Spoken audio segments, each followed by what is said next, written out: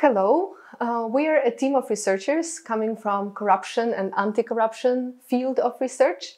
We come from different institutes and from different disciplines, and we team up now to meet a common research goal, and this is to study how to research corruption. We want to look deeper into the researching corruption as a subject and to see how at all it's different from researching any other subjects, but also whether the subject of corruption research may impact the research design from data collection to data analysis, and if so, then how? These are the questions that we aim to address within our Constructive Advanced Thinking grant program, and we meet now in Paris Institute of Advanced Studies to jointly work on this topic. For example, Niels, why do you conduct corruption research? You know, I do corruption research because I'm upset about the injustice that corruption creates. This injustice affects the societies around the world on a big scale, but also on the small scale. Yeah, for example, we have grand global challenges to tackle. And for example, climate change and the deforestation contributes to climate change. And we know from the literature that corruption fosters deforestation. Exactly, but corruption also has very concrete victims. Think of the child that doesn't receive education because there are no teachers around. Or think of the expecting mother who's afraid to go to the hospital because she knows that she has to pay a bribe in order to receive medical treatment. Or think of an applicant who doesn't want to apply for a job because he or she knows that in the end, know who matters more than know how. Yeah, and this is why we need corruption research to tackle the injustice of corruption. Exactly. Good methods and corruption research help us to better understand the complex phenomenon of corruption. And in the end, we also need to change the policy making, and good policy making requires evidence-based. And this is why we need good policy making, and for that we need empirical evidence. Marina, how do we do this evidence-based research of corruption and anti-corruption? You can do it in many different ways. There are different approaches, and we in the group are in fact using different approaches to study corruption.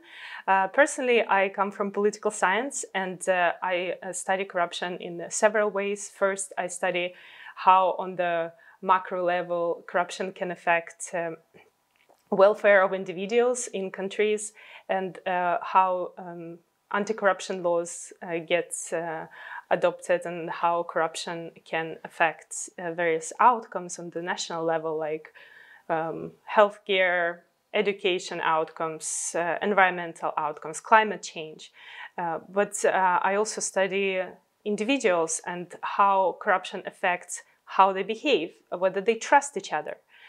And in fact, this is also similar to Chris's and Nils's research in psychology and communication, where they study why individuals offer and take bribes, and how various corruption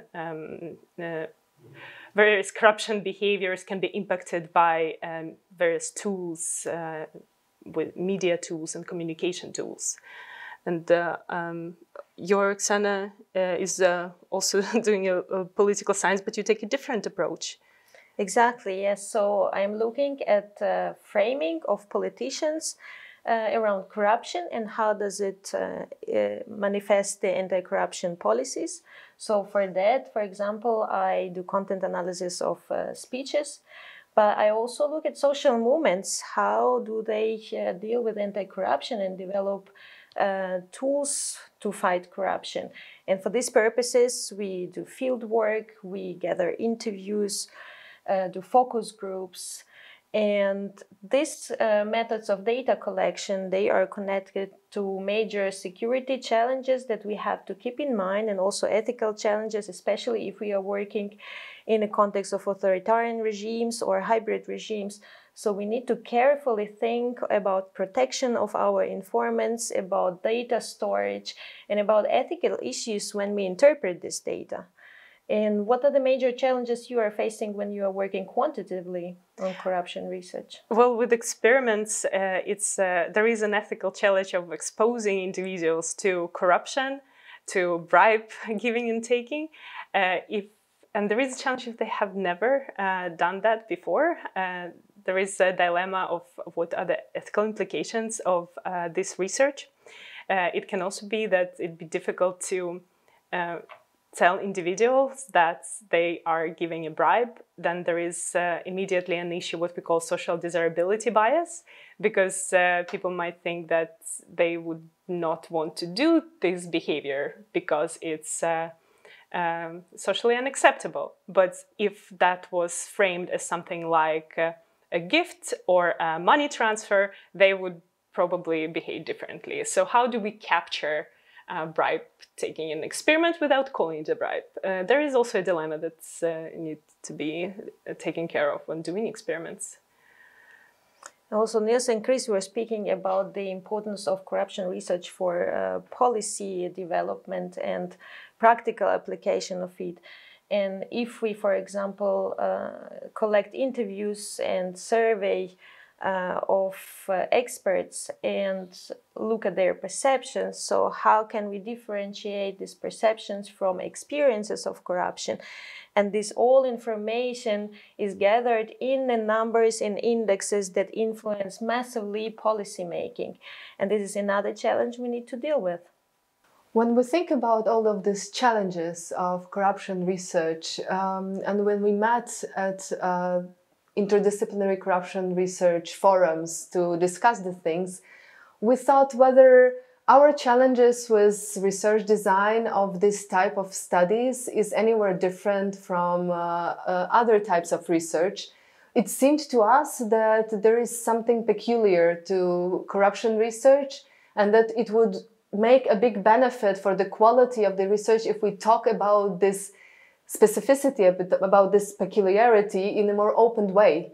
If we discussed practice of corruption research and how this topic impacts research design quite openly and reflected how the subject changed our pathway, how we went about big problems, or how it actually stopped us from doing something. So with these thoughts in mind, we teamed up to do a research on constraints and benefits of different methods in corruption research and generally how the topic impacts the research design. We go about this subject also with methods, with methodology in mind. We want to collect a series of in-depth interviews of those who did some data collection on corruption and did analyze data on corruption. We want to ask, to give them voice to share their experiences, to say whether they faced some problems that they managed to overcome, or whether they faced some problems during their research that actually stopped them from doing something. So we want to hear from these people that actually do corruption research. We also ask if anti-corruption research is anywhere different from corruption research. We think there may be similarities, but may be very substantive differences if how we go about designing research, how we go about doing research on anti-corruption as compared to corruption. Now, in addition to in-depth interviews, we designed a survey for a broader community. We want to collect the community practices and see what are general issues that people doing corruption and anti-corruption research face. We also aim to do focus groups that will particularly address the challenge of communication between those who do research very oriented to policy making, so also practitioners and also academics. We want different people from different research fields, like from different stakeholders, you can call them, to be met in one room and discuss, are there any particular challenges of this subject when they make their research design? So this is our idea for this project, and we hope that to make this idea work, we would open the call as wide as possible for contributions of those who had any experience of corruption research, because we believe that we can learn from each other, and we believe that it can make the empirical research of corruption and anti-corruption better.